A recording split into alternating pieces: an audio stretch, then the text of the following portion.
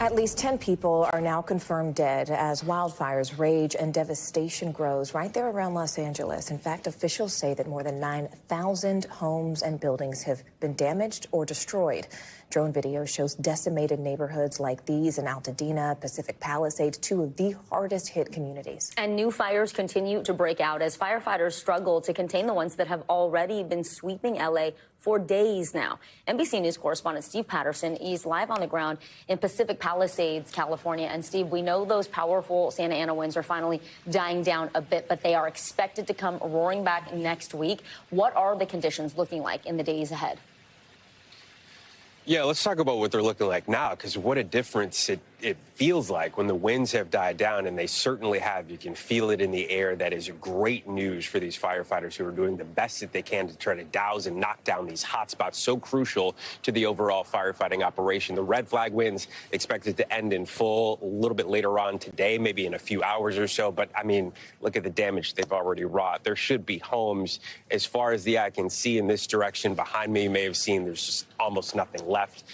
And then just walking through, this is Pacific Palisades, by the way, walking through a scene like this where the cars, the aluminum hubcaps have melted to the ground, the garage is gone. All that's left are obviously the chimneys, which are made out of brick, and then power lines strewn across. This is why this is so dangerous. When people, security wants to keep people out of areas like this, because scenes like this are just so dangerous. We've seen hot spots as well, little fires picking up all over a scene like this. But as mentioned, we are sort of in this critical, crucial firefighting window where over the next maybe 24, 48, 36, maybe even 72 hours, we will get a break in the wind. Firefighters able to put some containment numbers. We've already seen 8% on this fire, 3% on the Eaton fire, crucial to the overall effort. And hopefully they want to get as much done as they can before about Monday morning when those winds pick up again, which is another very dangerous situation, guys.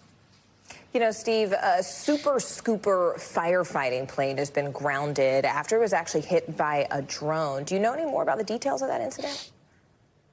Yeah, this is a Canadian CL-415. It scoops up about 1,500 gallons of water to douse on these flames. Very important engine, very important aircraft to the overall firefighting effort. We're hearing that it was hit by a drone. Now, this is under investigation, so I can't tell you exactly when it happened. In fact, we just heard a news conference about officials saying they're trying to figure out when and pinpoint who exactly flew this drone, when this happened, but they take this very seriously. They have not authorized anyone to fly a drone, especially in these firefighting operation zones where it's very crucial. They have very important machinery that they have to get to, guys. Yeah, it makes sense. Nobody should be flying a drone right now. They're actively fighting those fires. Steve Patterson, thank you very much. Stay safe.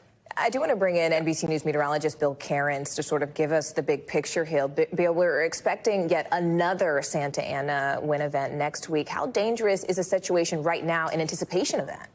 What we're doing is getting the hot spots. That's the important thing. We have to get these fires we have under control and isolated, and then hope no new fires form when the high winds come early next week. So the red flag warnings are still up. We still have some gusty areas. Obviously, it's still dry as could be. Relative humidity is still extremely low. And we still do have a couple of hot spots. You know, where that Kenneth fire formed late last night, we still got 32-mile-per-hour wind gusts. So that's still enough to challenge firefighters and make it difficult in those containment lines. Near the Palisades fire, where Steve was just located, only 3-mile-per-hour winds. So there are some, spots where the winds are very calm right now. Just towards Mount Wilson now, only 8-mile-per-hour winds is the Eaton fire, so that's good. And most of these fires have all burned up into the mountains now. We haven't really seen any new structures catching fire in the last 24 hours, which is great. So the fires, you may hear the containment numbers are low, but the fires are kind of burning where they typically would, where we'd expect them to be, and away from the population centers. And now we just have to try to get them more isolated or under control more in those containment lines put around them. So as far as the forecast is going to go, today we still have a little bit of elevated risk, a critical risk to the south. Tomorrow there's a really small area here around Riverside and Los Angeles National Forest. It's next week, though, guys, that next Santa Ana wind event's going to show up, and that's going to be Monday night and especially into Tuesday. All right, we'll be watching. Bill Cairns, thank you very much. Thanks for watching. Stay updated about breaking news and top stories on the NBC News app or follow us on social media.